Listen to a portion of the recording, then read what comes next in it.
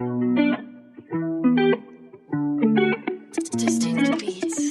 to tell them we up next, you can't stop that. This your favorite podcast.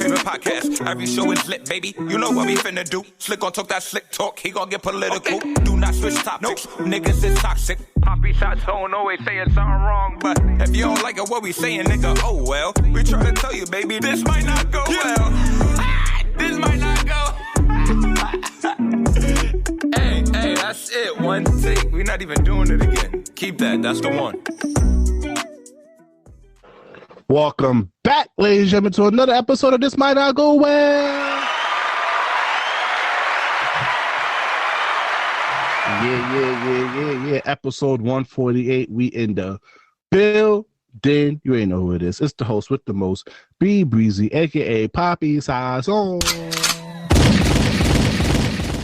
Yes. What's going on, everybody? It's your boy Slick Grayson. How y'all doing out there? All right.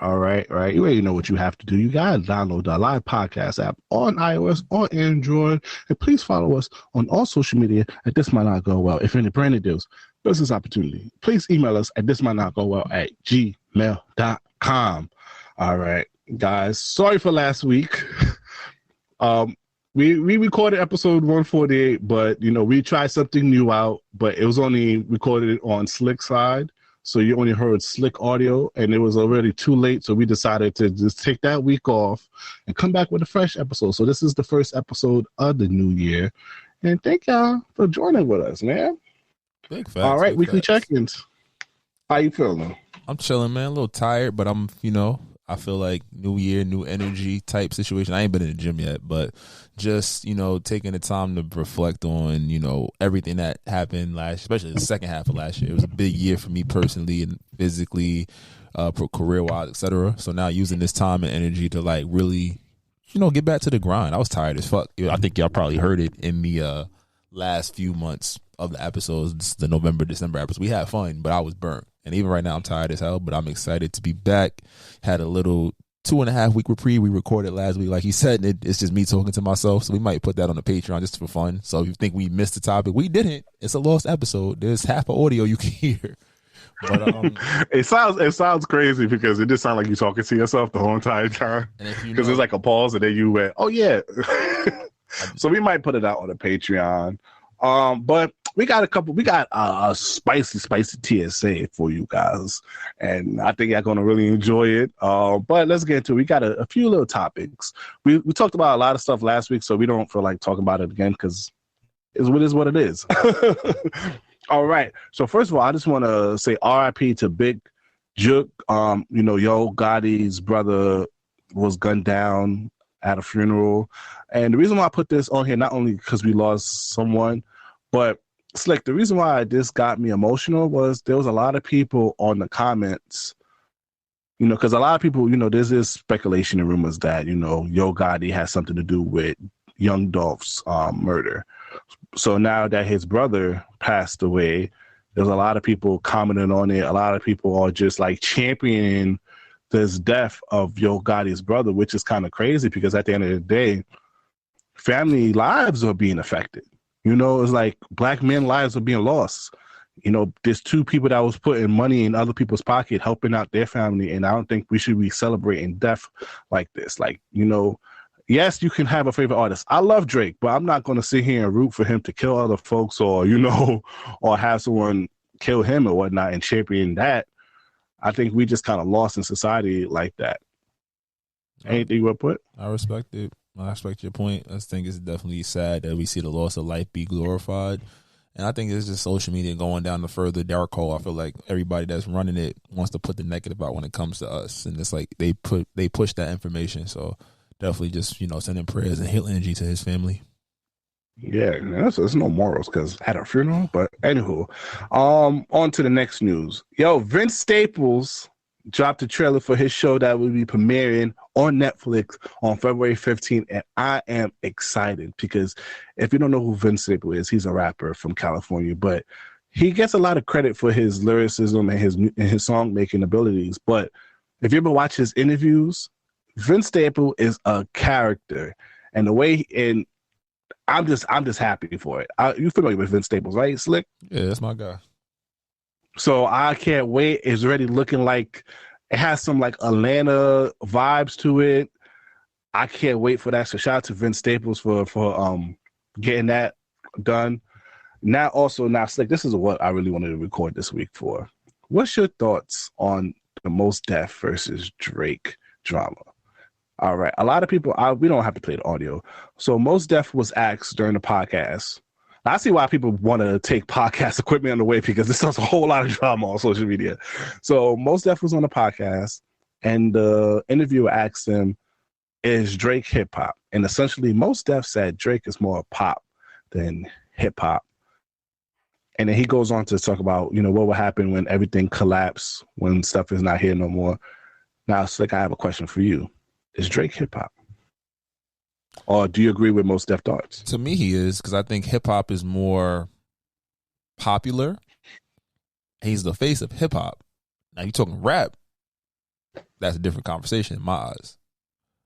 Just because I think hip hop gives you a little bit more freedom to explore different, like genre bend, sing, melody. You can add different layers to it, and hip hop can take different forms. I think when it comes to rap, we're looking at lyrics. Now, can Drake rap? Absolutely, but that's not his bread and butter. He's not making his hundreds of millions off of rap. You feel me? I think if it was like, you could say Kendrick can exist in both spaces, Cole can exist in both spaces, I feel like you would say Drake is more of a hip hop artist. Does that make sense? I get where you're coming from, but I have to slightly disagree. Right. Because you're all right. The rap is not his bread and butter, and I agree with that. But the stuff that he has done with rap, he don't need to do that, and he still continues to do that. That's why I have to give him that grace, because what was for the Dogs? Everybody hated that he wasn't rapping enough. What he did, 5 out of the 6 Scary Hour 3 edition was on boom bap beats from Alchemist, Conductor, which is like the premier boom bap beat producers, and he was rapping on 5 out of the 6 tracks. If he wasn't a rapper, or he don't value hip hop, he don't value rap, a nigga wouldn't do that.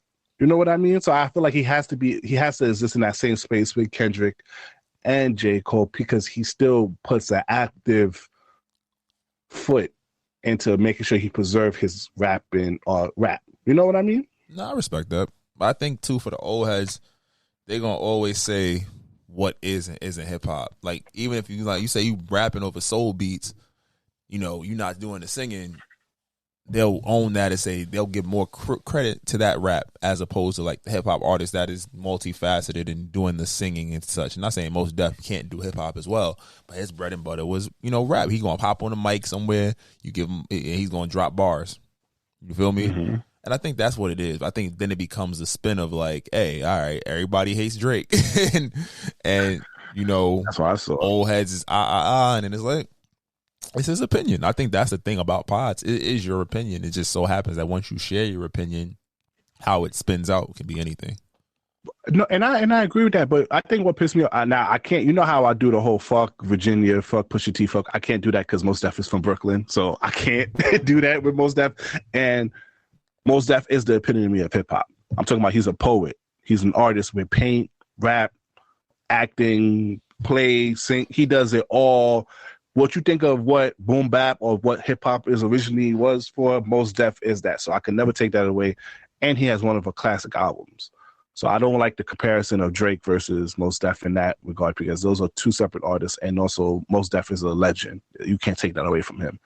But I feel like we discredit Drake. And I feel like people don't really pay attention to Drake the way they should. They only pay attention to, oh yeah, he breaks these hits. But I'm like, yo, for the last couple of years, Drake has not went a year without giving you rapping Drake. If he was really a pop star, if he was really an artist or a hip hop person that people are trying to make him, some of the stuff that he has done, he wouldn't have done. Like I mentioned before with the 5 out of the 6 Scary Hour 3 edition.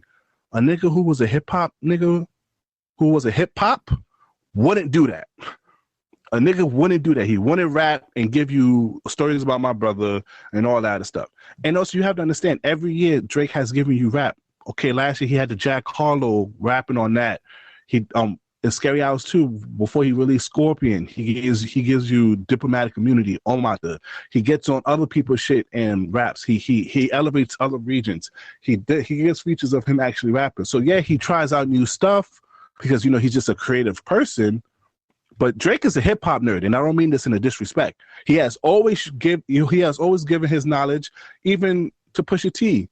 He said he had the microphone signed by them. He has always been a hip hop historian. He has always given credit. He was giving credit to regions that he got influence from, Houston, Atlanta, Vegas. Lil Wayne, he has always bigged up. So for y'all I feel like it is demeaning and it's shade that you don't put him as hip hop. I feel like you guys are being successful, and he's doing it in his own way, and he's not doing it in an old version of what you think hip hop is supposed to be.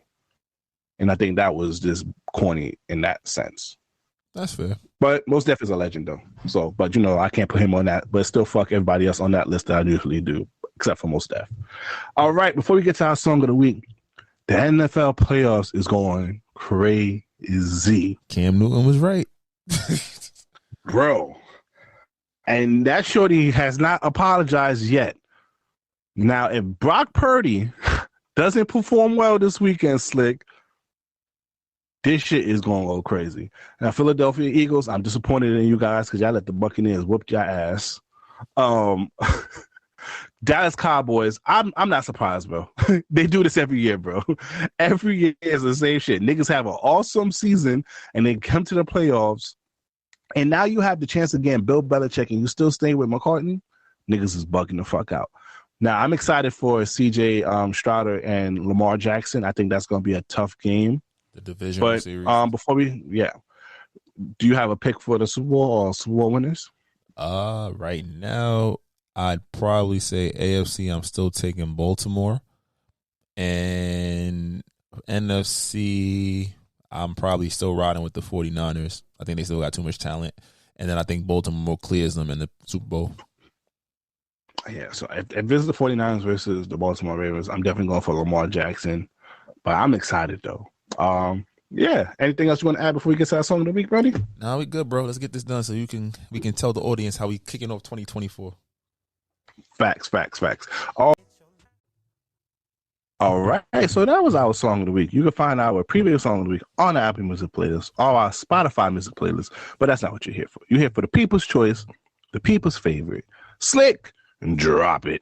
I can be toxic, but so what? You gonna love it here. Shit, fuck is you talking about? We have fun over here.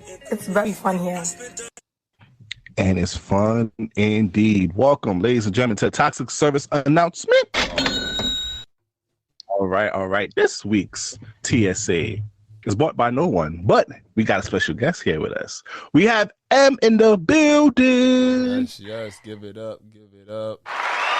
Hey, y'all. And thank you for joining us. This is your first time on the podcast. You got a chance to listen to some previous episodes. What's your whole general thoughts on this podcast so far?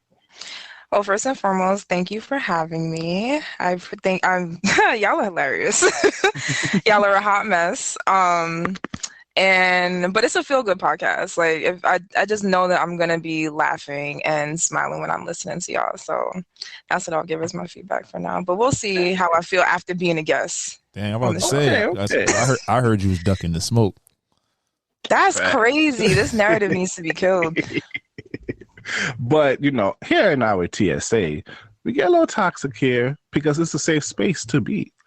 And we got a couple topics here today. So for the audience out there, M is a sexologist, So we got a couple of questions we want to go there. But there's some stuff on social media that we want to address first. So, Slick, you want to play that audio real quick? Let me get it queued up. Sexologist. How does that work? Like, what do we do? I just want to know. We're going to talk about crazy. Okay, so I'll tell you, I recently graduated from Widener with my double master's. Bullet, gunshot. All that. Thank you. So I have a master's of social work and master's of education in human sexuality. So I was on the sex therapy track.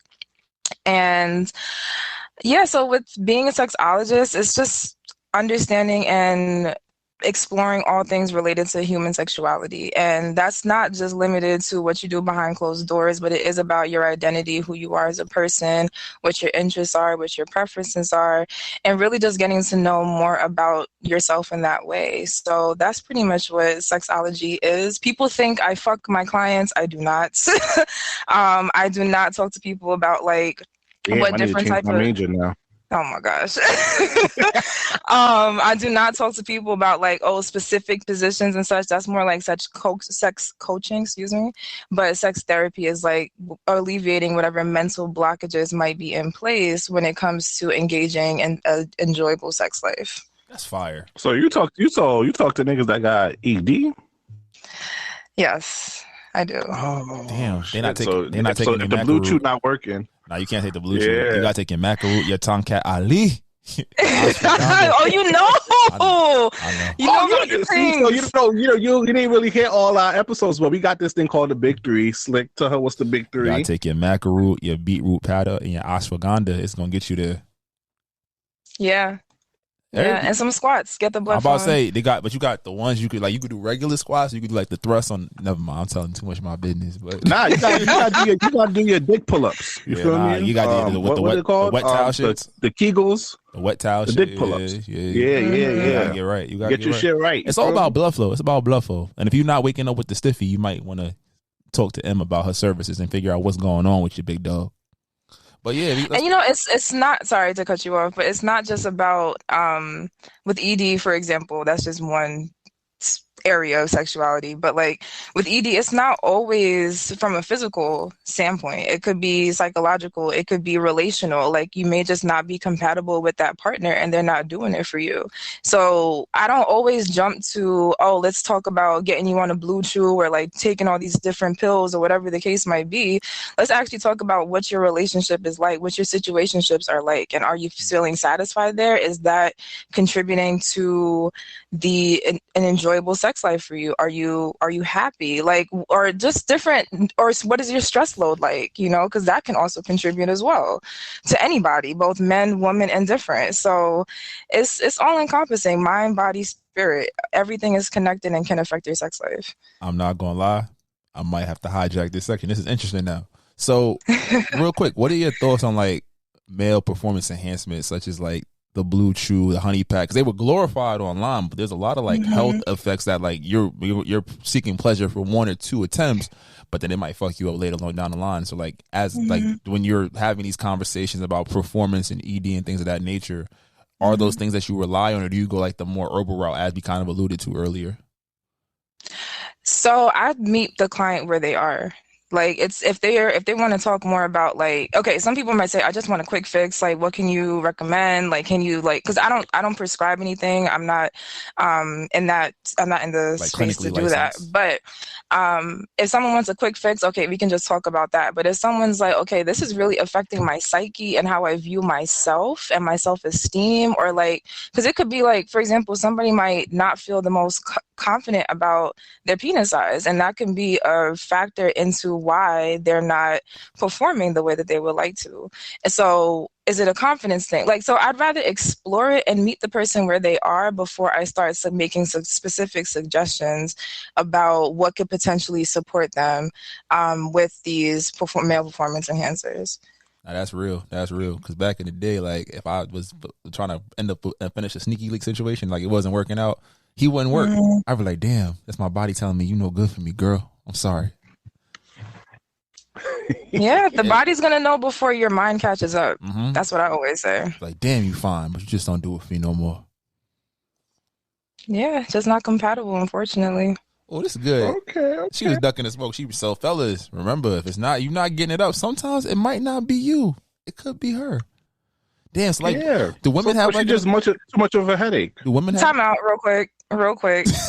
It might be him though. It might be stress. It could be like what your lifestyle is like. How are you eating? Like, what are you putting into your body to fuel yourself? Because a lot of the foods that we're eating does not really support our wellness. You know, we're going for the cheaper foods because they're easy to access, but the things that are actually more beneficial to our health and well-being, those are the things people aren't willing to eat. And then there's a domino effect that comes from there too. So no, it's not just her. It could be from a compatibility standpoint, but it's also how are you taking care of yourself? Ooh, like the Zodiac? Dang. Can't be fucking these cancer women. See, I'll be telling you, B. What if she not that freaky enough? Maybe that's probably why your shit not getting up. That's mental though, isn't that like a mental? It's your expectation. Am I right? Did I get that right? You right? Yeah, it could be the expectation. So all you pillow princesses need to get off my back. Are you bringing it out of her? Because what if she's just a pillow princess? Some people like pillow princesses, and that's cute. But some people it has to be brought out of them, and that takes a level of comfort. So it's it's the relatability part and the relational part there. All right, so cool. We're gonna hijack this whole section now with this. All right, now, okay, I'm in a relationship, right? Not I'm still single, so hit my DM ladies. I'm talking about scenario. I was saying I take my shit back. Fuck you. Got me excited. You ain't tell me, you bitch. I'm still looking for my +1 for the wedding. No. So if I'm with Shorty, right, and the sexual appetite is not there, what type of stuff that I could do as a man to get my Shorty in the mood more and get it going? Have a conversation. Stimulate her mind. I gotta talk to her? Yeah, nigga. Yes. Damn. Yes. No, that's not gonna work. Give me some technique. Like, do I just walk around naked, or you feel me? Do I just play some like Genuine or some Jodeci? You gotta do 90s choreography. The biggest sex organ is your brain, and the one in your skull, not the one between your legs. Don't they talk to each other? Bruh. They do, but sometimes the line of communication be a little fuzzy. So it starts at the mind. Okay, so I talked to her. She just says that, I just wanted to feel, what's the line that women get off a lot? Like, I just want you to do stuff because I want you to do it, not that I have to tell you to do it. Mm. See, look, for me, that would just, never mind. I'm going to play the game. Bruh. Yo, Call of Duty. Yeah, y'all ready? I'm like, one of these joysticks is getting played with, but apparently it's not my personal one. It's okay. Well, what would you say to that? I would say, honestly, women need to do. This is a very unpopular opinion, but yes, women need to get in tune with what it is that they want, so that they can communicate that to somebody else. Because if we're expecting somebody to read our minds, especially if it's the first link, you don't really know this person that well, you're trying to get to know them and all that, like you can't expect somebody to just like do things, because then again, next thing you know what happens, then it's a consent violation of, oh, this person did this and I didn't tell him that I wanted this and all this, that, and the third, right? So get to know what you want and communicate. Talk to your partners or the people that you're having sex with about what it is that you're into, so that they can do that, and check in along the way throughout the sexual experience to see if you're still enjoying what you're doing. That's offending. That's it. So now that's good. So now also for how can you tell a girl faking an orgasm? Because a lot of the times what we come across is girls be like, yeah, I come, but then when y'all get in an argument, oh, fuck out of here, little dick ass nigga. That's why I never came. So what signs can a guy see like, all right, she actually coming or she faking it? So, because sometimes we don't know, and y'all try to protect our ego, which I appreciate. Y'all try to protect your man ego, but we trying to pleasure y'all. What are the signs for that? I can't speak for every woman, but what I can say is pay attention to the body language. Don't just focus on what your dick is doing. Pay attention to the entire body. Like, for example, some women, they might start doing Kegels naturally when they're orgasming. And that's a sign that you can tell that, she's coming, right? Or some people, they might start making up their face a certain way, or their And you can tell like a fake face that's being made up versus like someone that's just scrunching up, someone that's or authentically, making a facial expression and reaction to the pleasure that they're receiving. Yeah, because they be ugly as fuck. Yeah, that should be real ugly. Orgasm is not cute. It's not a pretty thing. They got the pledge face on. Looking like one of them Eddie Murphy movies and shit. Like, oh shit, I got you. And that's pay attention to the body. Sometimes even the body temperature might raise a little bit. So if you feel it getting like a bit warmer in the room a little bit, then you're probably getting closer to that point too. So, but everybody's body is different. So pay attention to the person that you're engaging with, not just your own pleasure. Now, speaking on that, what's some general tips for foreplay? Because we understand that foreplay before the insertion is the most important part of sex for women. What are some general tips you could give for us guys for foreplay? General tips for foreplay. Or do you have like a secret technique? Because I was watching Friends, and this was Monica and Chandler was, he went to Monica to ask, what can I do? And then she had like this 1 through 7, and she was like 7, 4, 5, 7, 7, 6, 7, 7, 7, 7. So is it like some sort of techniques in that scenario? I do not know what you're referring to. Oh my God, y'all didn't watch Friends? Yeah, what's going on? Living single, ho. Relax, calm down. You always showing your white side. Friends is my shit though. RP Matthew Perry. That's offending, but relax. Niggas, I don't know no nigga that's seen every episode of Friends. You over here 7, 6, 7, 9, 7, 7, 2. Yo, I guarantee you, put it in the comments if you remember that episode from Friends. I know about this is part of your process. They made you watch every episode. Never mind. Sorry, guys. Nah, it was on Channel 11, bro. But anywho, what's your general tips on foreplay? Oh my gosh, like I said, hot mess.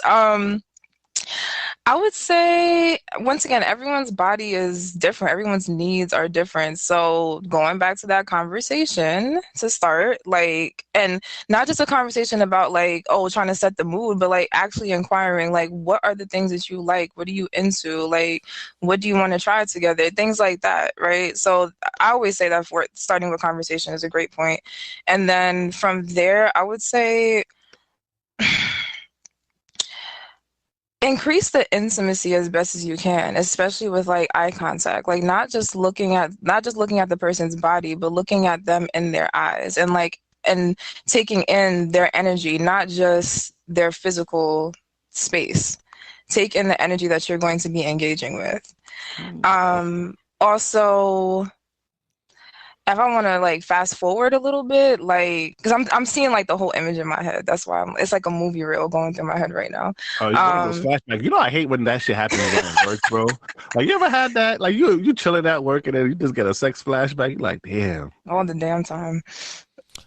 Yes, all the time. I don't really afford it that moment because you know what I do, but oh yeah. Nah, for your profession, you can't have weird. that. I'd be like, fuck. All right, y'all.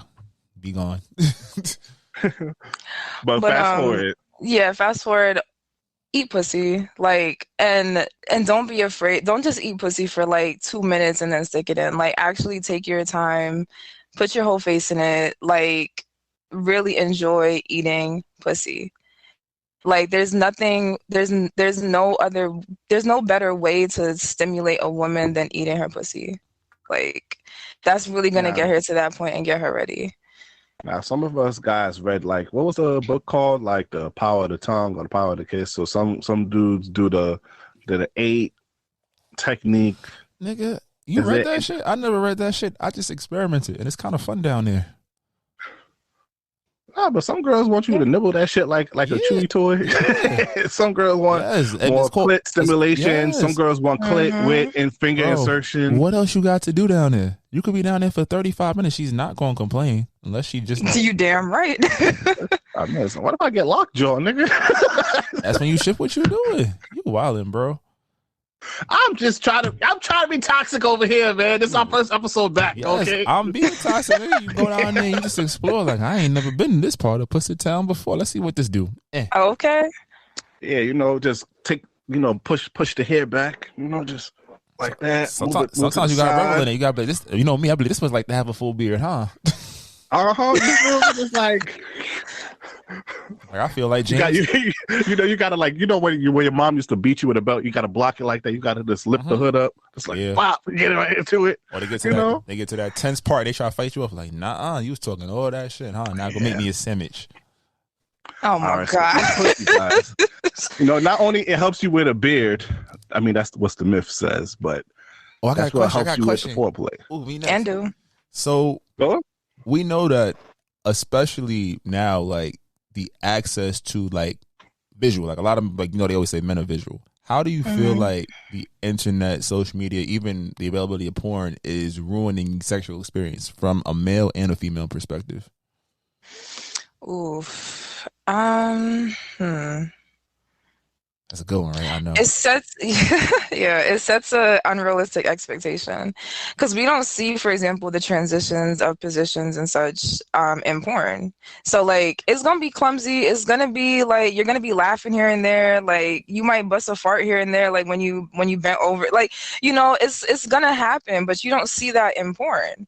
Right? So it sets an unrealistic expectation for what a body's supposed to look like. Like people expect like a pussy to be completely hairless and not have one flaw on it, no dark marks, no nothing. But like that's not what pussy looks like.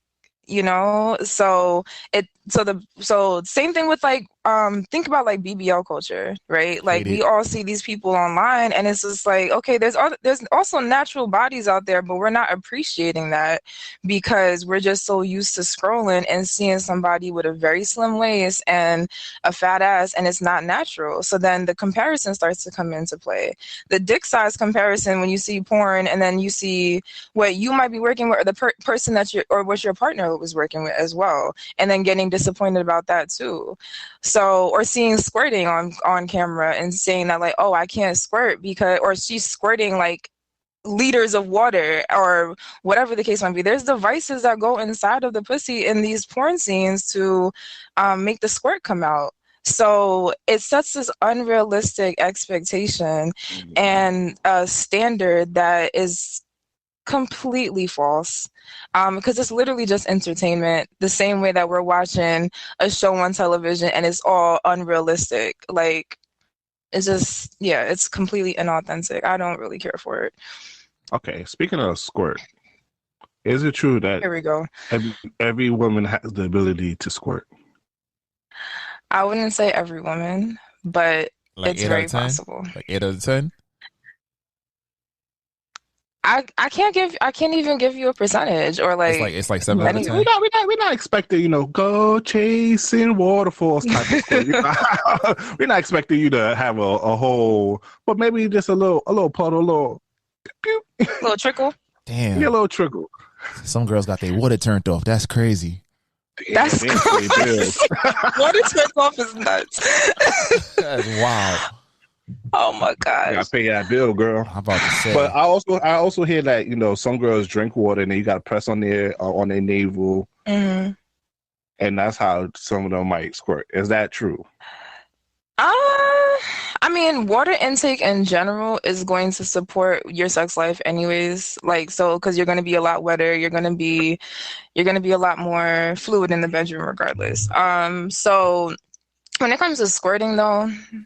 Yeah, that technique of push down on the belly and pushes it out and everything. But with squirting, it's all about being relaxed. And a lot of women tend to be tense during sex. Mm-hmm. So you have to support her, which is why I said conversation. Talk to her, get to know her, take in her energy so that she can be relaxed with you and comfortable with you. So then you get the gush that you're looking for.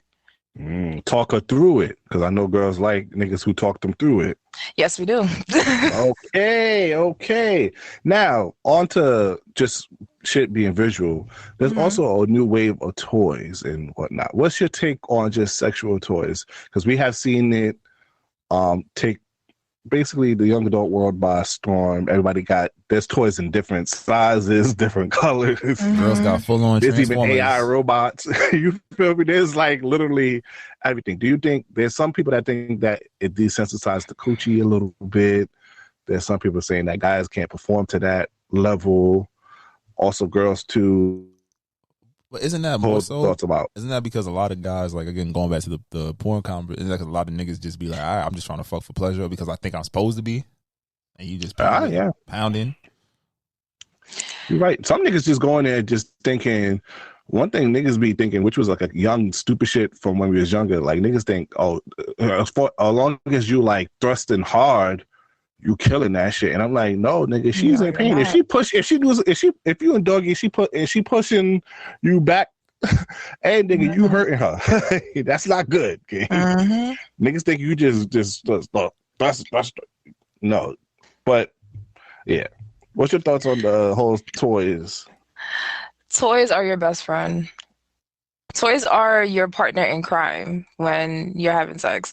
Like I hate hearing about people feeling like, oh, I'm competing or I have to compete with this toy, or or she can't get off, but she can't get off from me, but she gets off from this toy and then start feeling away. Like, no, it's a partnership. Like, you and this toy work together and make it happen, right? Because some women, they prefer clitoral stimulation. So with just penetration, if you add the toy to the clit, then now you're pleasing both parties, right? And getting to the orgasm that you're looking for. Go ahead. I see your hand up. Now, hold on. Uh-oh. This might be controversial. This might not go well. There aren't many toys that men could bring in that's going to get them. I mean, we beat our meat all the time, but I'm just saying, if women had also that perception of competition, if there was something, if it was kosher for men to, after they satisfy their woman, to go grab the fleshlight and work one off, I would argue that woman might be mad too. I'm just saying. She might be. I would be. Shit, I'm gonna be honest. Yeah. I mean, not mad, but I'd probably be like, damn, I ain't do what I came here to do. Like, shit not slapping. Shit not slapping. Like, we understand that them joints work and they get y'all where y'all gotta go, but sometimes like, nigga, I'm right here. I ain't even finished yet. That's a fact. Yeah. I ain't gonna lie. All right, TMI, I saw one of those, like, on Twitter, right? When they be promoting shit under like a viral tweet, that can come with shit with that. I was like, yo, no lie. I might want a cop. That look like too much work. It's like something happened. I saw. Yeah, you see how much lubrication. I was like, shorty be complaining. Her, some girls get down there, suck dick a little bit. Oh, my jaw hurt. I can't. Hey, no problem, baby. I still love you for who you are. I'm gonna go to the bathroom real quick with the Tiana Trump Glock 3000 and get it pushing. Don't be upset. Side note, that girl's got talent. She's a rare gem. I know that girl. She's a national treasure. We really think about it. Like, you just look at her early work to where she is today. The girl done. It's like, hey, you might if you get a Tiana Trump in your life and she just like that, cherish her.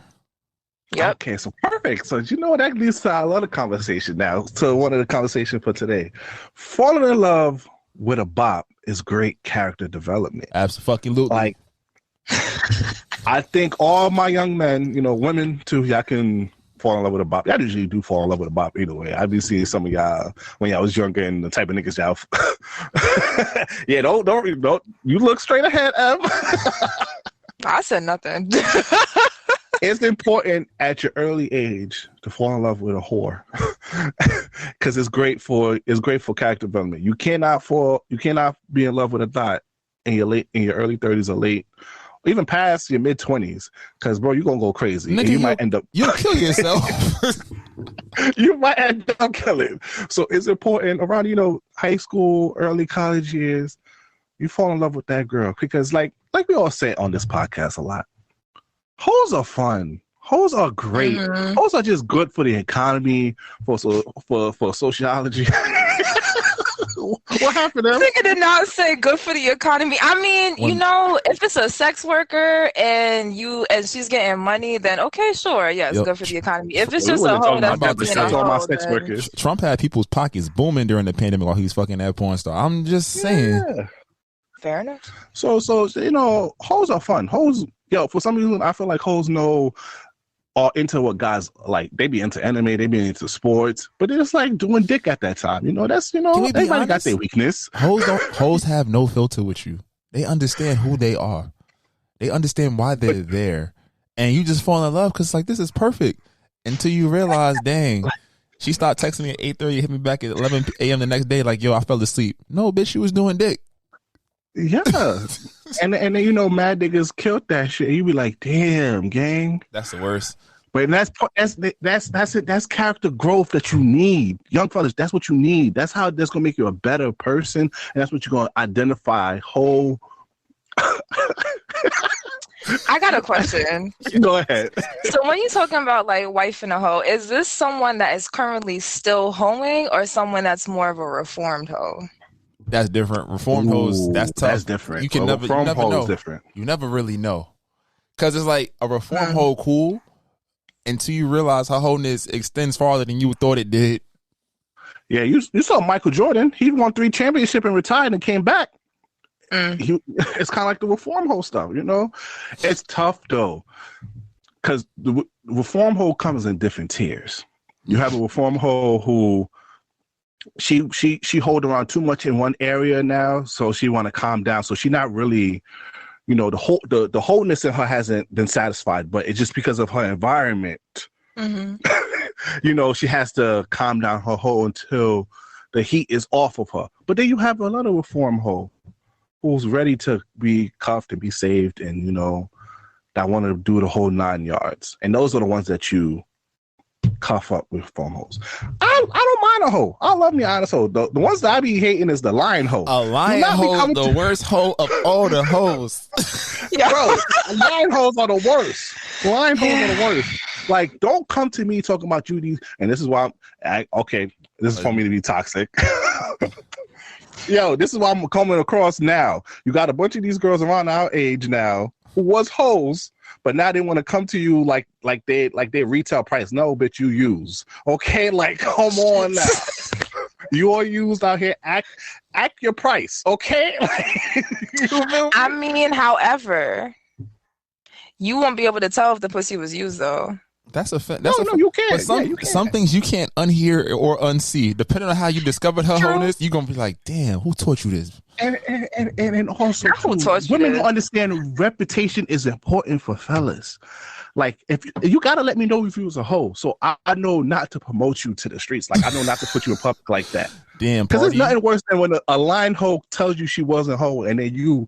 Yo, this is my shorty. Like, what was today? Couples day? Hold on. Now you in court over here like, I'll fuck you up, Tori. Oh, will you now? No shit. You feel me? Because what was today? What was today or yesterday? Couples day. So now you over here, you go on Instagram, you promote her, and then niggas be hitting you like, that's you? Gang. Ain't nothing worse than that, you ass nigga. Gang. Son, she did Pookie and and you be like, damn, if you was an honest hoe, I would have known that you did Pookie in them. But now you told me. All right.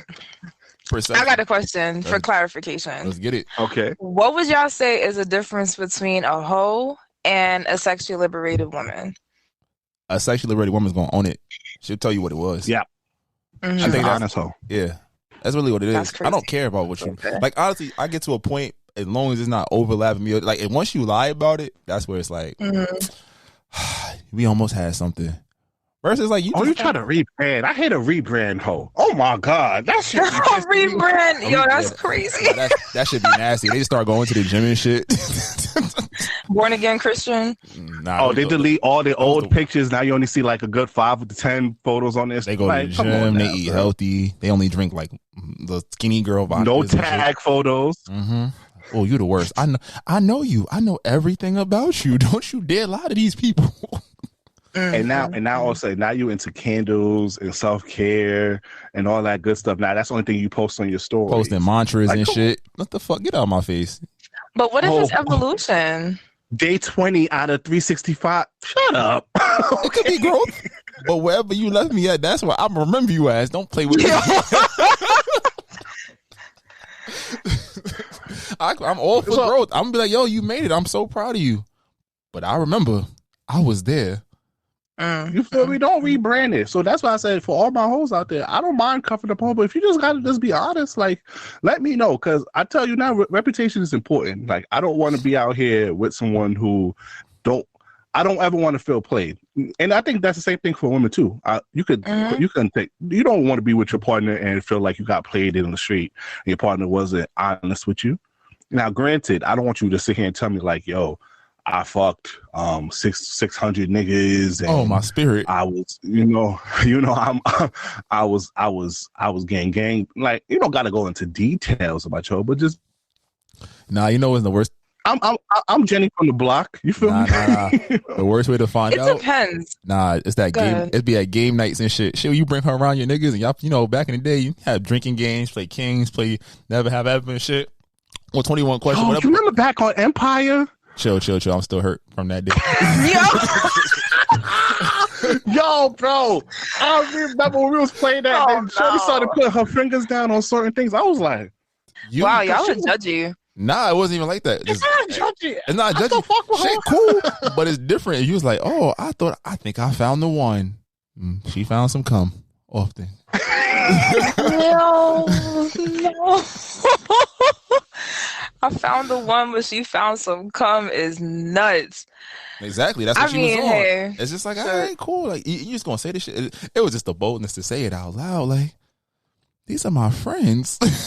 Yeah, but maybe she's liberated, and like you said, she owns it, right? And because there's some niggas out there that would be okay with wifing somebody like that, and then there's some dudes that y'all, it sounds like, that would not be okay with knowing what your girl has gotten into, or someone that you would be interested in has gotten into. Tell me before we go out into this room. Give me a sign, tap me on my leg, like, babe, it's about to get real. What you mean? I need to go to the store? All right, I'll be back.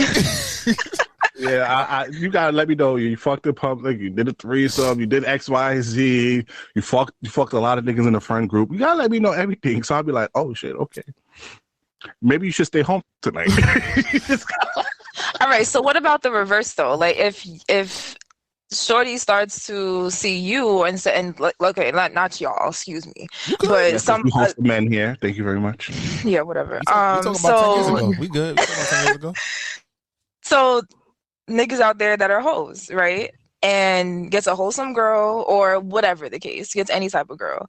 But he was out in these streets too, right? And you bring him to the game night and he walks in and y'all playing the Never Have I Ever. His fingers is going down. So are we going to be looking at him the same way that y'all looking at Shorty or no? No, because what women fail to understand is y'all get more credit for locking down the hoe than a guy gets credit for locking down the hoe. Because for women, it's like, okay, you fucking with all these women, but you want to be cuffed with me. So that's like a flagship accomplishment. That's not the flagship accomplishment for niggas. That's a platinum coochie right there. You just sold $1 million first week. Platinum. You'll be like, oh, he might fuck with XYZ, but he gave me the title. And that's a flex. And even if you were a little put off, 7 times out of 10, the ones that they water work. It's a friend in there that's looking at him too, like, ooh, I gotta see what that be like. Yeah. You ain't wrong. Okay. So, damn, but this is like, I can bring us back to the agenda too, because it's like talk about falling in love with a bop. It be some smooth joints that be they be bops, but they talk you right out your drawers. Like, yeah, I know. I hate a smooth girl. Yo, bro.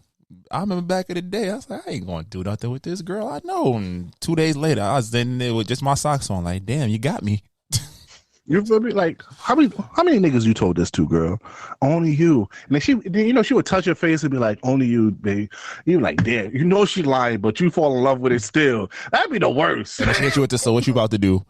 Did she just pull a me on me? Yep, sure did. Pulling him on him, and now he can't stand bitches. What was that song? You just walking back to your dorm like, what the fuck just happened? Sure did. Oh, M. What you over here showing did over here? You pulled him on niggas? I'd love to. Oh, she toxic, slick. I knew that. I'm not toxic. I'm honest.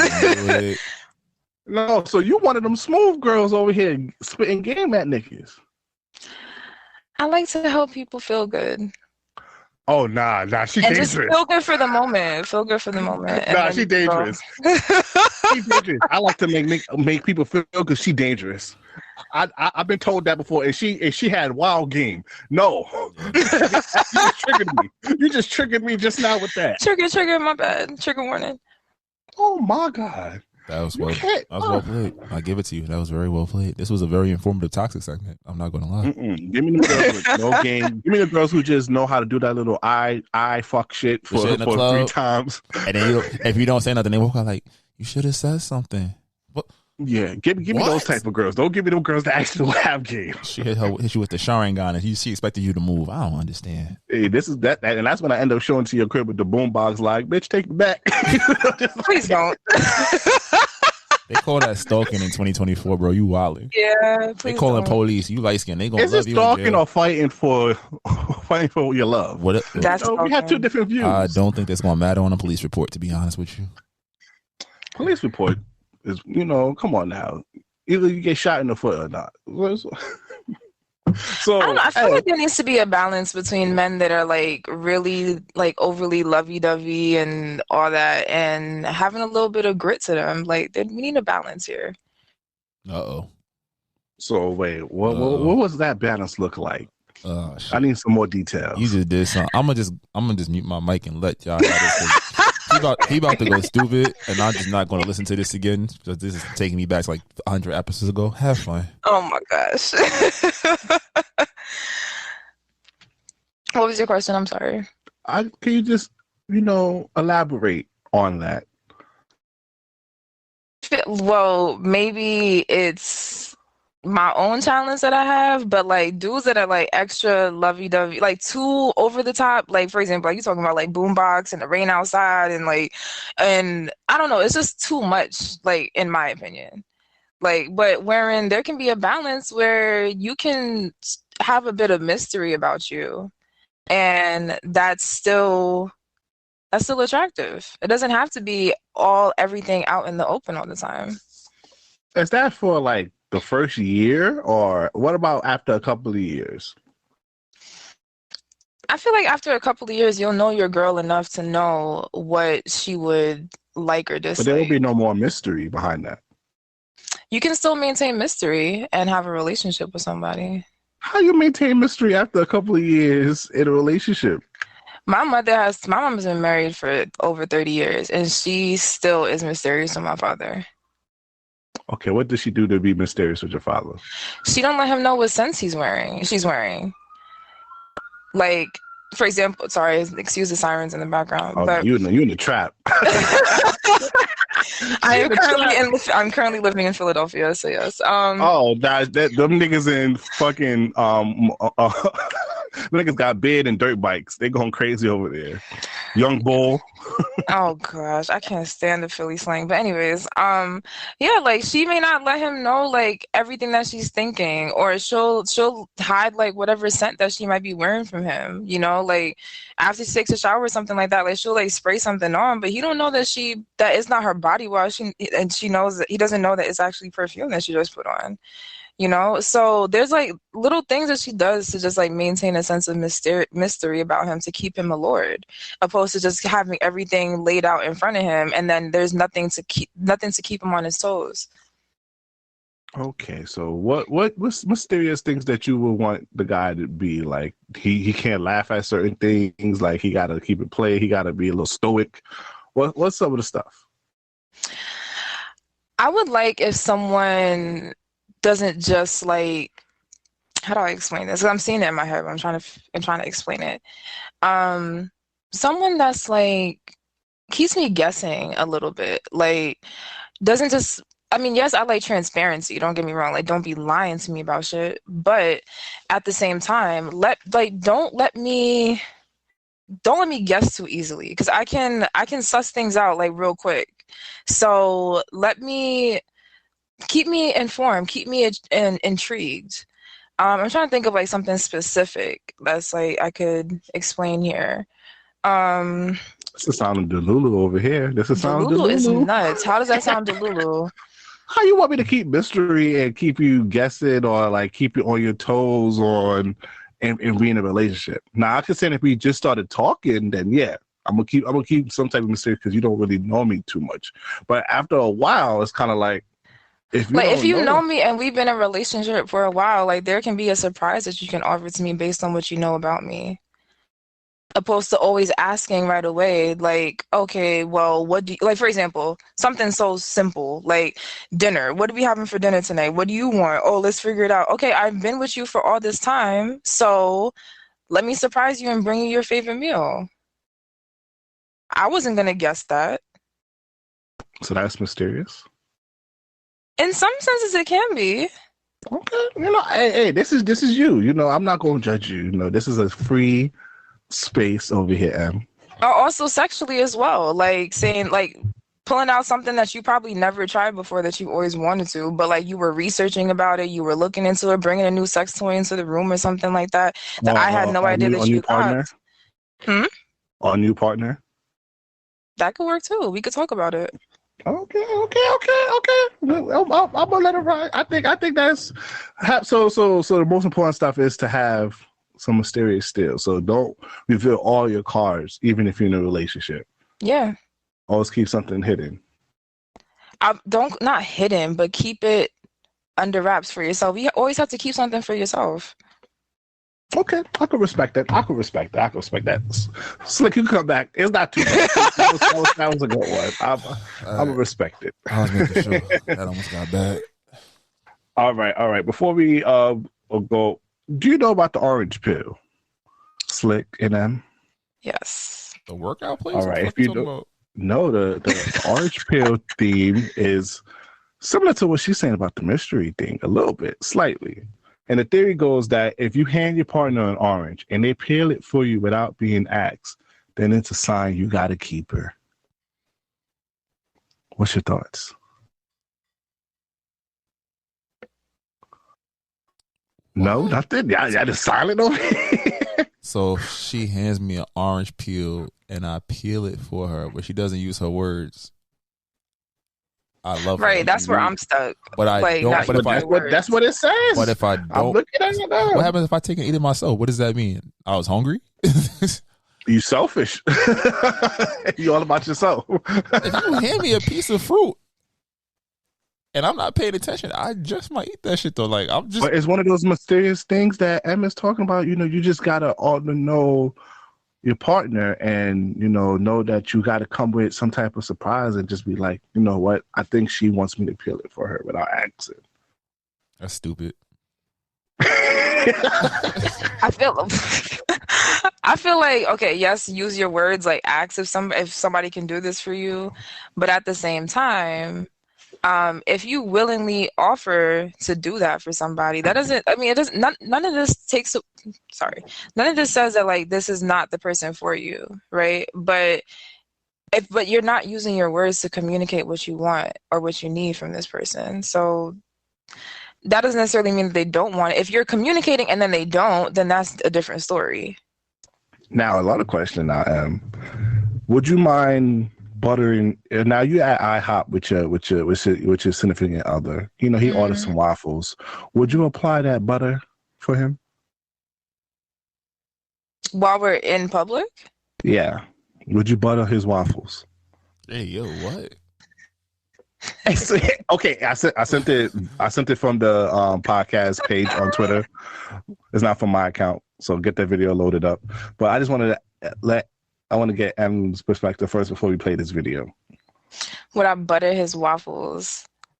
Yeah. This sounds I mean, I don't know. There's so many like possibilities, but I guess it depends. Maybe. Okay. Maybe Slick, you got the video ready? Mm-hmm. If he's unable or some shit, then maybe. I know I'm going to get a lot of criticism for this, but this is just my perspective based on my experiences in relationships. But when I saw this video, it made me feel like this is something I would do for my 4-year-old son if I had one. And in a healthy relationship, the two of you should live to serve and please one another. However, there is a very fine line in that relationship dynamic as a woman where you're towing the line between wife and mom. And this is coming from someone whose love language is acts of service. I get so much joy from doing things for people that I love, especially my man when I'm in a relationship. Get the fuck out of here. How did that turn into a mother-son thing or similar relationship when over buttering someone's waffles? This sound like somebody who baby daddy ain't shit and she taking out on niggas that's in love. This is Slick Grayson talking, by the way. No, yo, cause first off, most niggas like when they woman will take the time to do something and make it look all nice. You know, we butter and shit. We gonna throw that shit right in the center and spread it a little bit and start to be hungry. So the aesthetics of doing that, she just says she likes an act of service, not what your act of service is. How you're servicing your partner. Men like shit like that. I love when I'm at the restaurant and I want a medium steak and they bring me medium well and baby like, send that back. You know what that shit do to me? Yeah, that shit make you feel like you be like, oh, I'm gonna give you some dick. King Kong ain't got shit already. I was about to say King Kong ain't got shit on me when I get home. I hate that narrative because some of these angry women, and I'm not saying black women, but angry women or women that's just like everything does not have to be. I'm servicing you, so I'm your parent. Because if that's the case, if y'all want niggas to pay y'all rent and pay y'all bills, are they your daddy?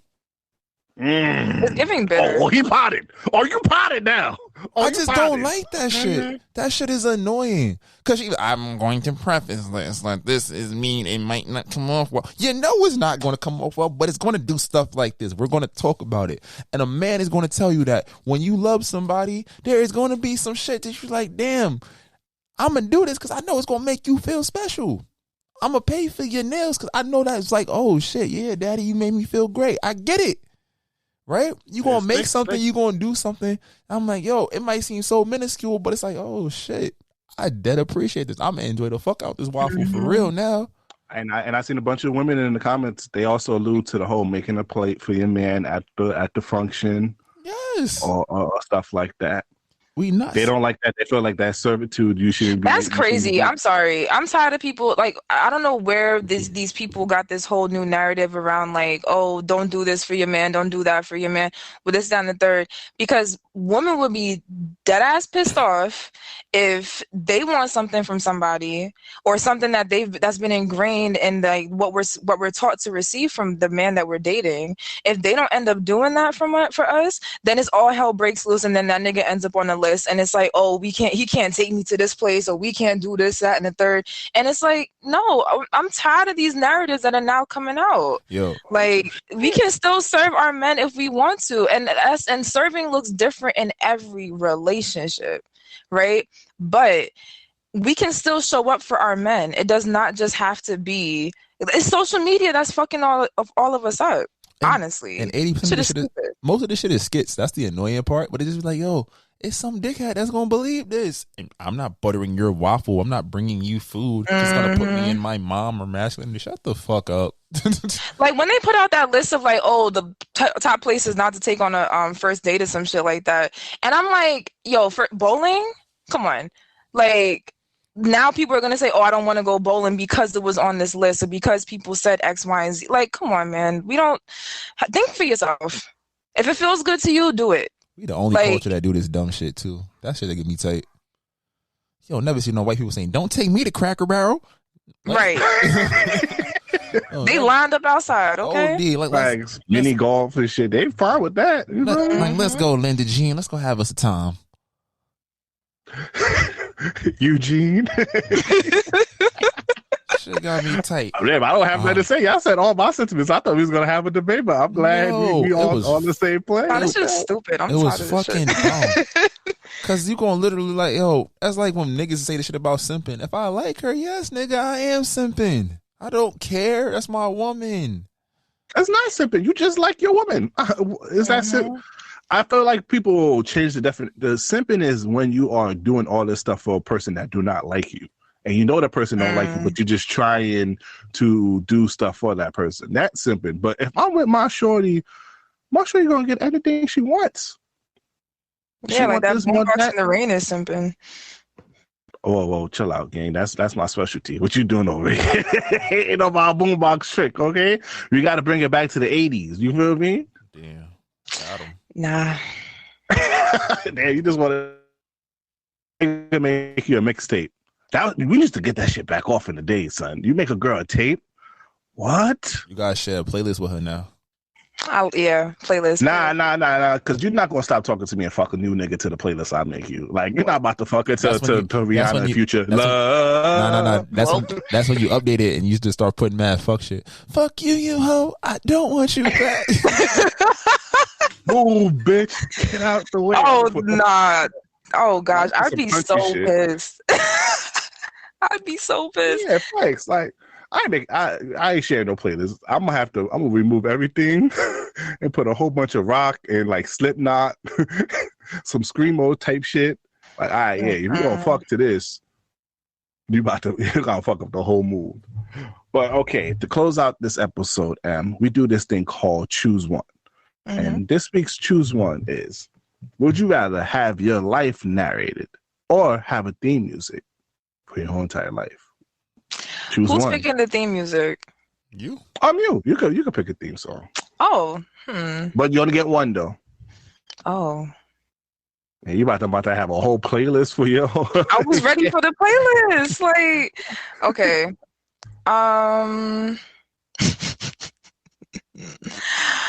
I think I'd want somebody to narrate. Now this might get you in trouble though. Imagine you at work, right?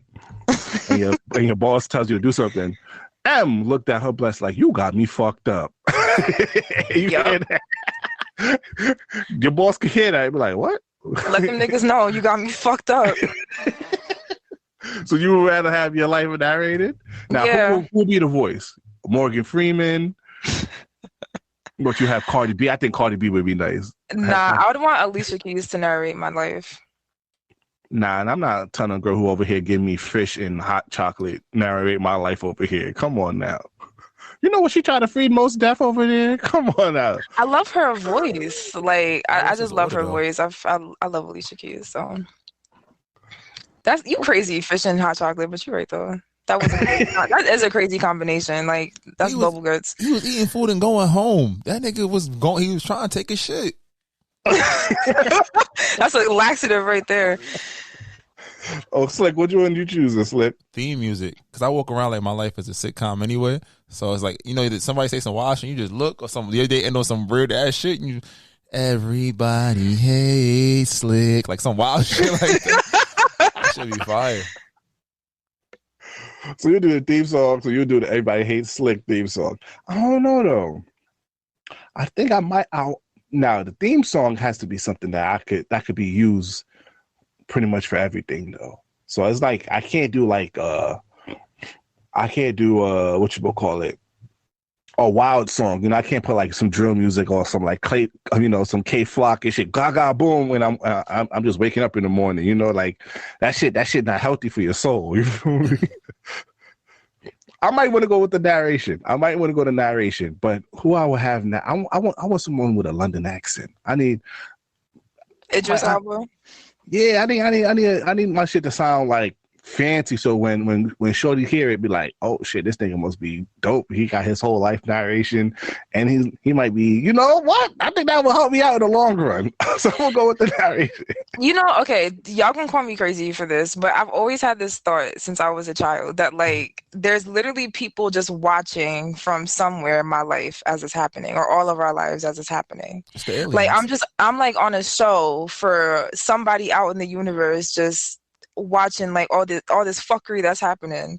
What's that movie with Jim Carrey? Oh, here you go. The Truman Show. Oh, I'm about to say that. Yeah, the Truman Show.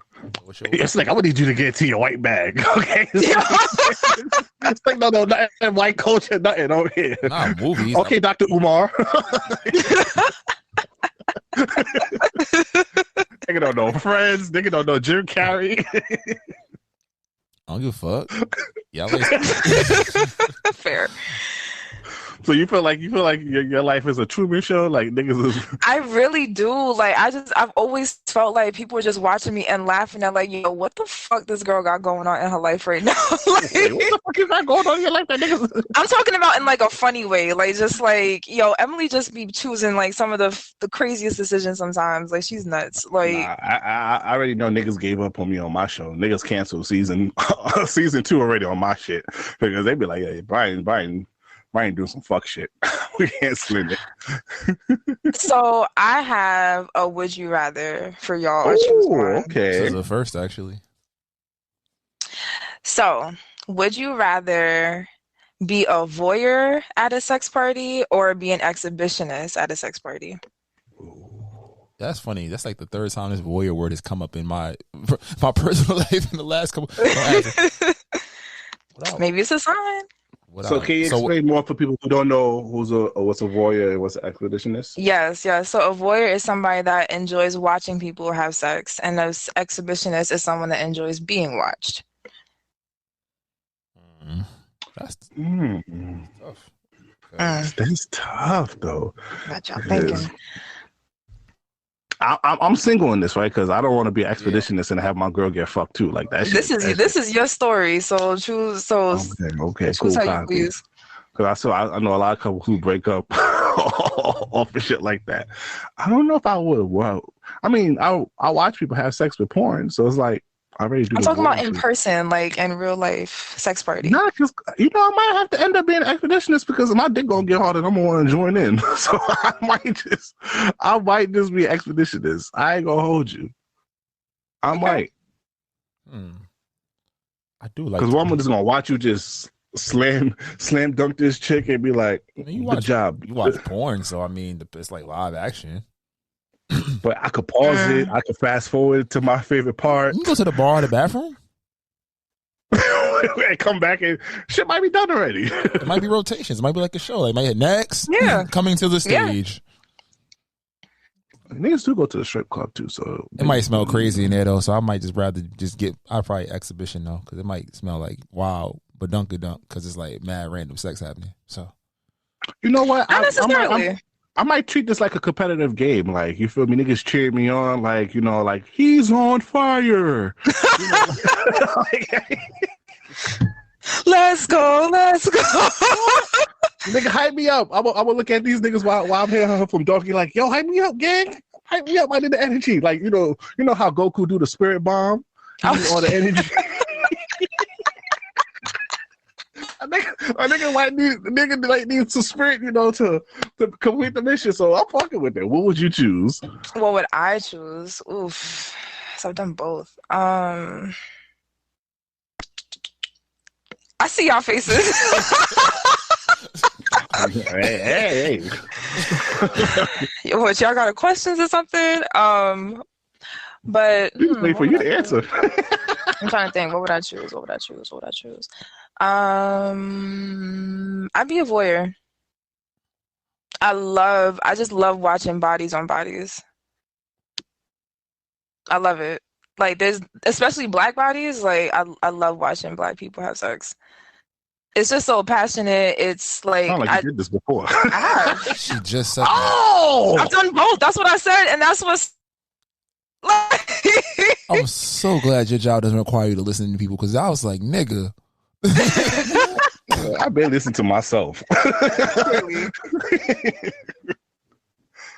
Yeah, voyeur. You know what? I did have this friend who was trying to get me to come out to one of the sex clubs, but I was like, yo, I don't know if I'm really down for it yet, because it's like a real, like, you really gotta know someone, and you gotta be prepped and everything. You gotta get vetted. Like, it's it's a little crazy. But then also I know couples who do that, and that shit gotta be the trust between. Okay, Slick, what about you? You got a fiance. Would you ever go to like a sex club with your significant other and participate or watch? Both. I'd watch. I think we'd watch. I'm fine with watching it. I've done like the what's the striptease joints. I've been to Amsterdam and seen some shit. Like, we've been together and seen some shit. You said a banana in the coochie? Okay. Yeah, all of that shit. So I'd watch. I don't know if I'd participate together. I don't know. That's weird because we in a different space. Younger days, maybe. Oh yeah. But like Niggas is old now. Yeah, younger days possibly, but definitely I still go watch. That shit sound lit. A high key. Ain't no age limit on this shit. I'm gonna be like, yeah. That gotta be age limit. Hold on, it gotta be age limit. I don't want to see grandma get her shit clapped over here. Like, I think that because if you don't like trying to transition to that in a different stage in life, different phases, it might be a little weird. It opens up new things. It could be fun to explore, but it also could open up some things. But you start early, like, yo, we in this. Like, you ever thought about doing some wild shit like this? Let's go see. And it's like, oh, now this is something we do every couple months. So like, let's keep it fresh. You know, that's why I'm like, but I could definitely, I'll go watch some shit with him. Yo, he killing her shit. I'll put you on that one, but there's an age limit because I went to a nude beach. I'm thinking I'm about to see some hot shit. I'm like, yo, it's lit. Nah. I just saw nothing but saggy skin, wrinkly balls, wrinkly breasts. I'm like, all right. And them old niggas don't give a fuck. Niggas will lift up their legs on a table and do not care.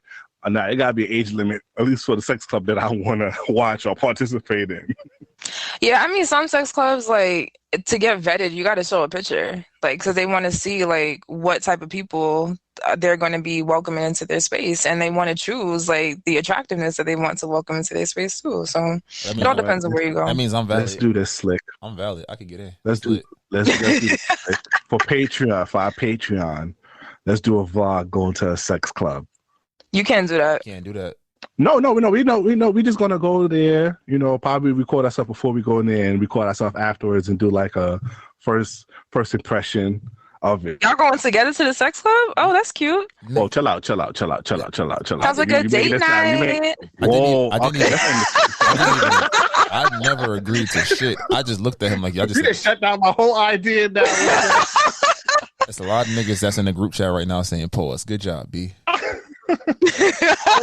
It's for content, bro. It's for content. I ain't gonna say you gonna be in one corner. I'm gonna be in the other corner. We're gonna see what's your hand for over there. Because the shit ain't no judgment. Yo, I don't care about the group chat. Niggas over there eating ass in the group chat. Ain't nothing wrong with eating ass. So. Oh wait. I'm talking about getting their ass eaten. You eating a nigga's ass? Yeah, I have. Hold on, we've been asking the wrong question this whole entire episode. You sure have. You just haven't paid attention, B. I swear you haven't. You know, man, I'm old, man. Nigga, come on now, man. So wait. You put the finger because that's a previous episode we talked about that. A nigga that we do know. I'm not gonna mention his name. Was okay with a little finger. I haven't done it yet, but there is somebody that would like me to peg them. Now, are you open to pegging? Absolutely. So you bend a nigga over and peg him? Yeah, I would prefer missionary, but yeah, if he wants it from the back, sure. What you said, missionary? You want the nigga leg? Yeah, that's how I ate his ass the first time. Hold on, Slick. Hold on. You lift his leg like a no. Fuck the episode. Outside of the episode, Slick. We can't for the rest of this.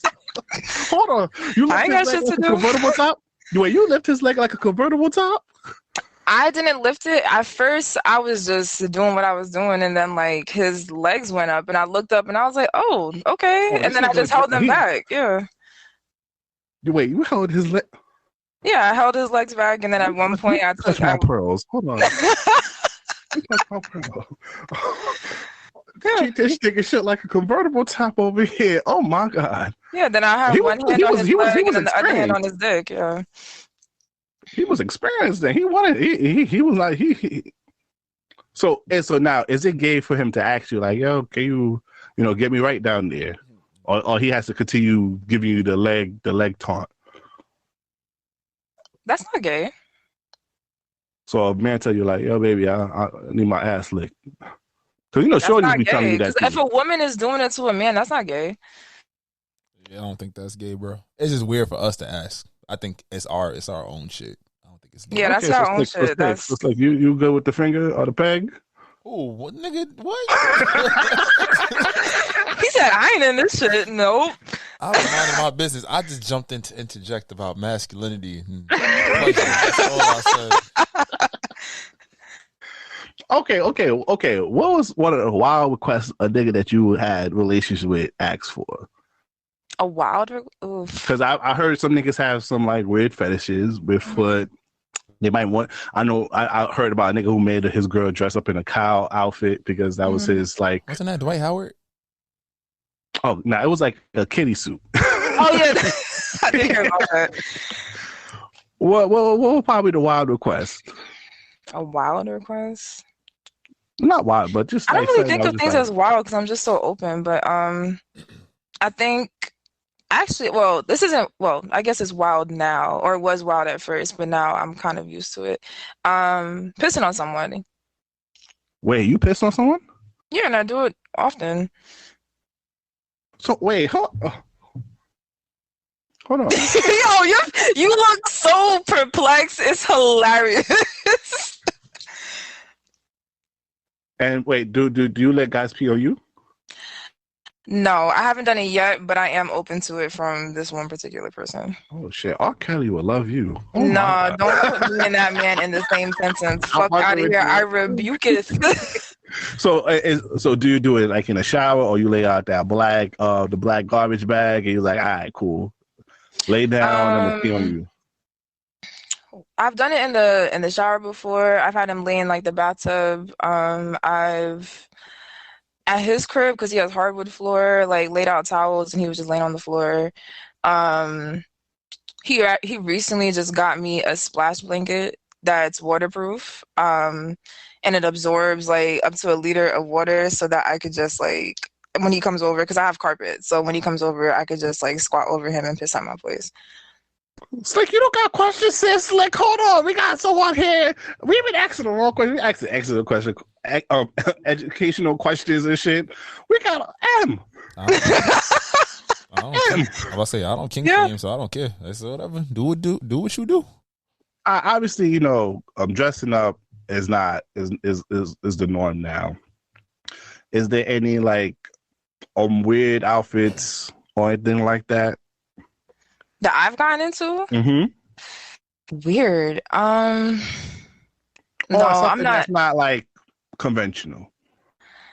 The most unconventional outfit I could say is like the only outfit that I was wearing was rope, like bondage. Oh, bondage. You're a fucking idiot. You're an idiot, bro. I'm trying to be open over here. I'm trying to be open. You're judging me. This is a judge-free zone, Slick. This is a very judgmental zone, but okay. It's a judge-free zone here, Slick. You, B, because I'm like, what the fuck did you just think? Never mind. Carry on. I'm not here. She just said rope. I'm like, all right. I'm thinking the toga, nigga, well, you've been to those type of parties before, right? A toga party. Oh, I can't wait to read the comments. I'm innocent, I'm excited to read the comments just after this shit. A wholesome, innocent guy here. Because, also I saw a lot of guys are into like GARP play. So a lot of guys like to dress up in like latex. Mm-hmm. And then there's like this one dude I seen like he likes to put himself in a garbage bag and is only like let the dick out. Mm-hmm. And they go crazy on that. Is that something that you'd be open to? I'd have to be presented with that opportunity to have a conversation and see. But off rip, no. But what about dominatrix stuff? Yeah, that's my forte. Okay, audience, listeners, we've been knowing. I've been knowing M for a good minute, so this is why this is like my girls over here. Yeah, like for example, pissing on somebody, that's like marking your territory. So he's my sub. And then you be spanking him with the whip, and he doesn't like being spanked, but he does like being downgraded. You put the stuff around. Do you put the stuff around his mouth? He doesn't like that stuff, but blindfold, because it's all about communication and negotiating about what it is that you're into. Because I like doing the spanking, I like that stuff, and I like receiving it too. However, if someone's not into that, I'm not gonna do that because they're not comfortable with it. So yeah, like I'll blindfold him, squat over him, piss in his mouth, make him swallow it, So Yeah. Oh, don't fix your face now, Slick. I was on don't be out here with the shock face, Slick. Yeah. I need to hold on. Let me process this real quick. I hope you know you done took over the whole episode right now because I'm fully aware. This was not supposed to be this long. We were supposed to end it off at the choose one, but now this is a whole part one. Now we might have to cut this up, Slick. Hold on. It just sounds like we're not doing the first part. He gets on all four. Do you put like the chain, like a collar? Do you do those type of things? He's not. Well, this particular person, he's not into that stuff. So but it's I'm just more in general. Would you do it in general? I would for sure. If somebody's into that, then yeah. Because like I said, it's all about what the person is into. Because essentially, it's BDSM play, right? So you're not taking this thing too seriously to say like I'm here to literally harm this person or like just make it all about me and my pleasure. It's about creating this pleasurable experience for both parties and negotiating about what it is that you're into, and then me also talking about what it is that I can provide for you as well. Oh, okay. So can you share what your safe word is? It's not pineapple, is it? No, it's not pineapples. It's actually I do like the traffic light system. So red, yellow, green. Oh, okay. So if it's too far, red. So red is like an absolute stop. Yellow is like ease up, and green is like okay, let's keep going. Oh, so I imagine you have to talk. He likes to be talked down and demean. Now this might be TMI. Can you give us some of the language that you use? You don't got to go in too depth. You don't got to put your voice on, your BDMS voice on, but what some of the verbiage do you use? So I love saying motherfucker. Like that's one of my favorite things. Like calling somebody motherfucker. Pissy boy. Sometimes I've called him bitch. Trying to think of other things. Wait, real quick on the bitch. This was a long time ago, Slick. I don't think you remember. We talked about do women do you like being called bitch in the bed? I think we had this like from way back when, Slick. We had this conversation. What's your thoughts on just like what's some of the names a guy can call you during sex? It's very specific. I have to request being called that because I'm just naturally dominant. For when I get submissive with somebody, like you got to treat me gently. So if I'm asking to be called a certain name, that's the only name that you could call me. That's like downgrading. So I've been asked to be called like a cum slut before. I've been asked like a dirty little cum slut or like a nasty bitch. Like I've been asked that at certain points, but I have to literally say that you can't, because if you just call me that off rip, I'm slapping you in the face. Like respectable. Yeah. But if I say like, oh, call me a cum slut, like, yeah, I want that at that moment. If I tell you to slap me in the face, it's because I'm telling you to do that right then and there. But don't just all willy-nilly just slap me because you feel like it. So you say you're the dominant one. So niggas gonna be fucking you. You be fucking niggas. So when a penis is inside me, that's when I become submissive. Okay. Yeah. That's fair. That's fair. This is a lot of new information. You look overwhelmed. You're like, oh my gosh, I don't know what to do. Like, who is this person? The M that I know, I didn't know. It's the glasses, Slick. I told you, it's the glasses. It's the glasses, Slick. It always tells. Shorties with glasses at this old age, they got it. I just be living my life. What can I say? I did have a submissive that was long distance before, and that was interesting. How did that work out? Y'all was on Zoom and FaceTime with this? No, it was more of we had like more of a contract kind of situation going on. So with him in particular, it was more so like he had to send me certain messages like on a daily basis, call me a certain name every single day. And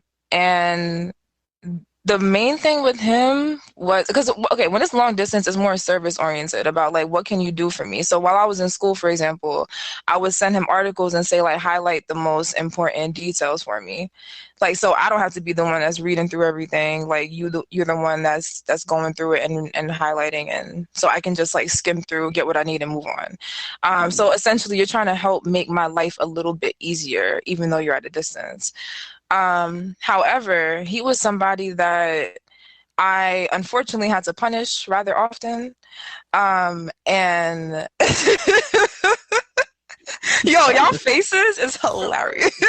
Wait, what's punishment look like? I just got. We might have to come. We might have to have you come back on another time because I have so many other questions. But what punishment looks like in this type of situation? So with him in particular, once again, punishment looks different to everybody. So we negotiated it to see what he would be comfortable with, and because it's comfortable, but like something that's like, damn, that's kind of a stretch for me. So I would never want someone to feel completely uncomfortable with the punishment.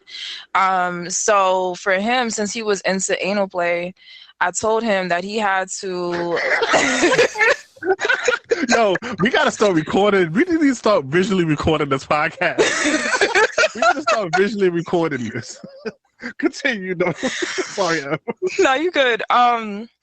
So with him, yeah, he was into anal play. So what I did, I told him that one of his punishments was to put an ice cube up his ass, lay in the dark with a blindfold on, and just lay there while it melts out. Wait, y'all are deer in headlights. This is so funny. Episode of the year.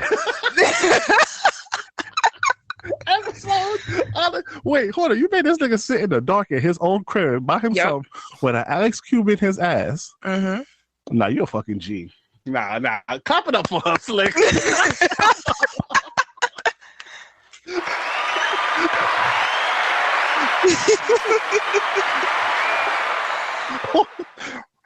Hey, this is long distance too, so you telling this nigga over FaceTime or Zoom is crazy.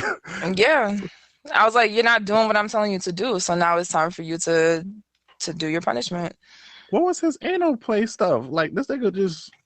Yeah, like he likes to have anal plugs and such like that while he's jerking off, things like that. Well, Slick. You got something to say, Slick? Wow. This shit. Wow. So, okay. We definitely have to have you come back to the lab. So we're going to plan and schedule this. Absolutely. What was like the worst punishment that happened? That was like the worst punishment? The ice cube in the ass sitting in the dark? I'm trying to remember what the worst punishment was. There's something worse than that. Okay, hold on. I'm interested. Dang, I can't remember what the worst punishment was. I think that may have been one of the top worst. But I can't remember. I don't remember what, because this was a while ago. This was a couple years ago, and I had to cut him off. I had to drop him, unfortunately. Well, okay, so now let's do a little positive. What was like? So obviously, with the punishment, it has to be a reward system, right? It has to be a reward system. Yeah, with the punishment, right? Mm-hmm. What was like the best reward that you gave someone for following your order? When he wait, let me see how much I want to share. Oh wait, hold on. She might be a regular host now, Slick. We might have found our third co-host. Let me see how much I want to share. A reward that he would receive. Oh, not that person, but just it don't have to be that same person. It could be from any timeline or anything like that. Yeah, I mean, with him in particular, I'll stick with him because it was like a good 6 months that we were doing this. And then unfortunately I had to cut him off because I was unsatisfied. Because I'm like, you're here to support me and serve me, but you're not actually doing what you need to do, so you gotta go. Yeah. Because he was getting used to the punishments, and then it was like, now he's looking forward to being punished, and I'm just like, all right, well... He was just being a bad boy. Yeah, like, I'm just like, well, you're not really cut out for this role, unfortunately, so it was a conversation, and then we had to part ways, so... But one of the rewards that he kind of got was he would... He would send a certain amount of money, and then I would share nudes with him. He was tricking. Low-key.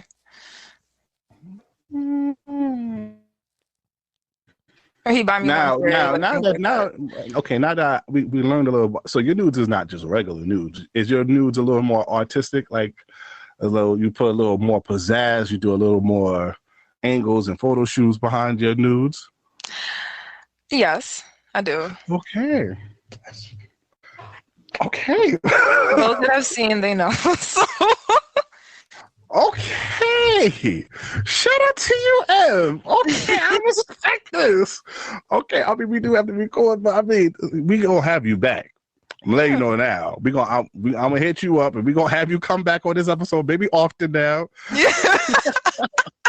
I'm thoroughly. I don't know. I'm thoroughly surprised. You know what? This is gonna sound a little TMI, but I'm not gonna say that. I'm not gonna say the where we met at. But was you doing it back then too, or?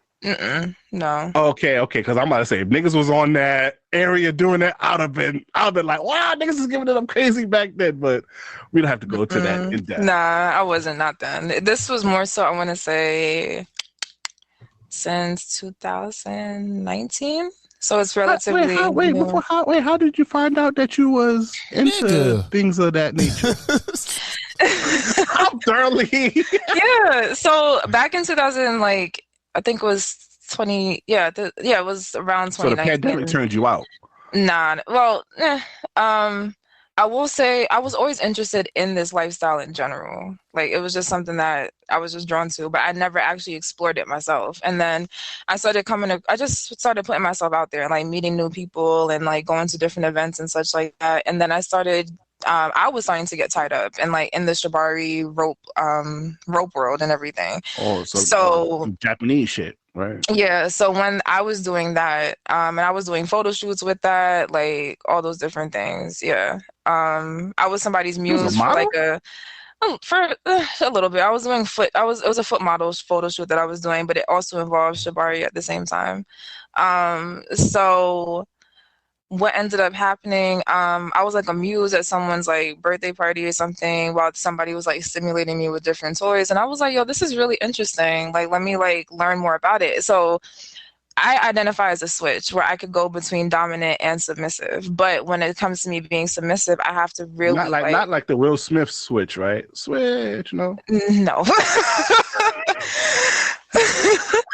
I mean, that could be a theme song when I get in those moments for sure. But yeah, so I identify as a switch, so I could go between being dominant and submissive. But for me to be submissive, it really takes like a very specific type of dominant person for me to submit to.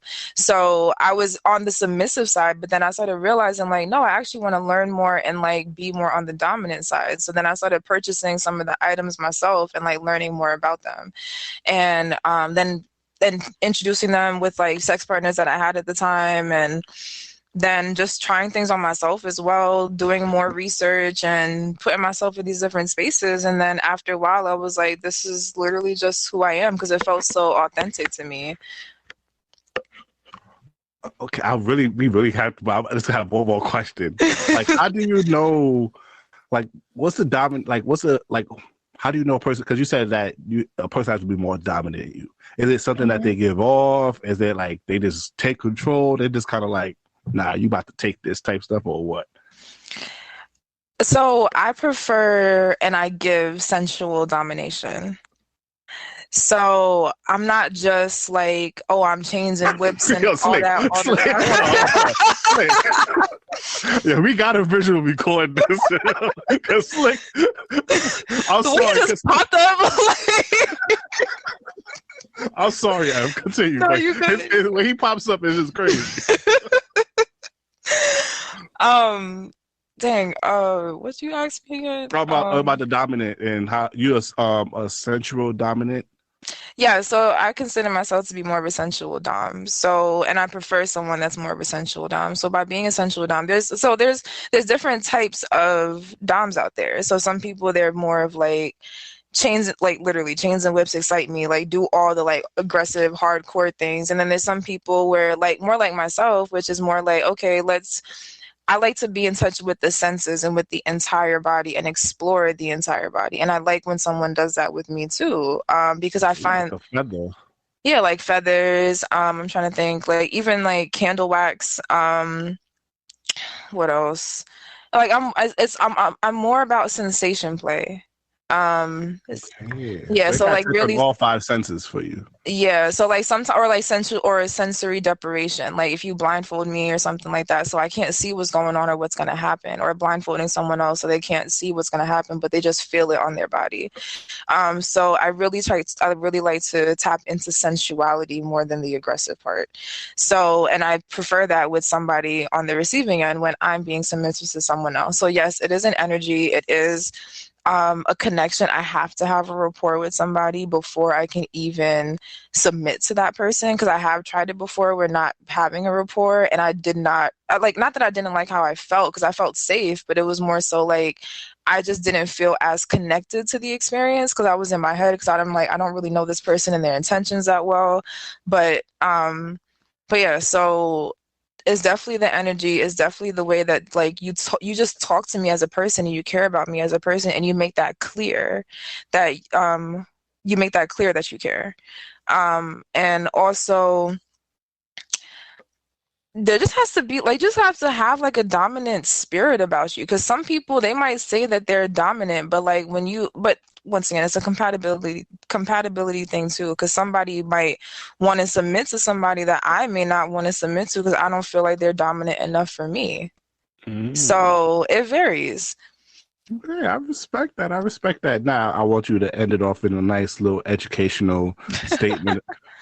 Because I know there's a lot of people listening to this might think of this lifestyle as crazy. We don't, but just give the nice little Okay, we get it, Slick. As I said, one word, but your facial expressions. But, wrap up the lifestyle and make sure people understand this is safe, blah, blah, blah, blah, all that good stuff. Yeah, so with the BDSM lifestyle, or I'll just say, in general. Like the kink lifestyle, sex life in general, always prioritize safety. Like safety, negotiations, and pleasure. And it's not something for you to take too seriously either. Like, yes, take the consent part seriously, take the safety seriously. But once all that negotiation is complete, have fun. Like, really just give yourself permission to have fun. People take sex so seriously and think that once again, going back to that porn conversation with the comparison and the false narratives that we've been taught and everything and the expectations, let all that shit go. Yes, there's inner work that has to be done in order to be able to let it go. Hello, sex therapy. But on the other side of that though, like really allow yourself to just really enjoy the experience and have all the fun in the world. Pleasure is your birthright at the end of the day. Yes, and be safe out here. Yes. I like this. Okay, thank you for joining. This episode was not what we expected it to be. I think we was ducking from the smoke more than you was ducking from the smoke. Okay. I'm kind of scared to put your handle in the description because we got some horn dogs that listen to us that every time we have a woman guest, niggas is sniffing through it, but y'all just gonna have to check the description to see if I put her handle in there so y'all can. But y'all gotta get screened. She ain't gonna accept anybody, so come correct when you hit her DMs, though. Absolutely. Thank you, Emily. It wasn't too bad, right? This was great. It was fun. We got open. It was funny. We had a good talk. We covered some topics, and thank you for joining us. All right, Slick. We good to end this off. So, all right, thank you for tuning in. Please download the Alive Podcast app on iOS or Android, and please follow us on all social media at This Might Not Go Well. If any branded deals, business opportunities, please email us at thismightnotgowell@gmail.com. I'm the host with the most, B Breezy, aka Poppy Sazon, the voice of outside. It's your boy Slick Grayson. Y'all be great, y'all. We'll see y'all next week. To Cal. Distinct beats. Try to tell them we up next, you can't stop that. This your favorite podcast. Every show is lit, baby. You know what we finna do. Slick gon' talk that slick talk, he gon' get political. Okay. Do not switch topics, niggas is toxic. Poppy shots don't always saying something wrong, but if you don't like it, what we saying, nigga, oh well. We try to tell you, baby, this might not go well. This might not go. Hey, that's it. One take. We're not even doing it again. Keep that. That's the one.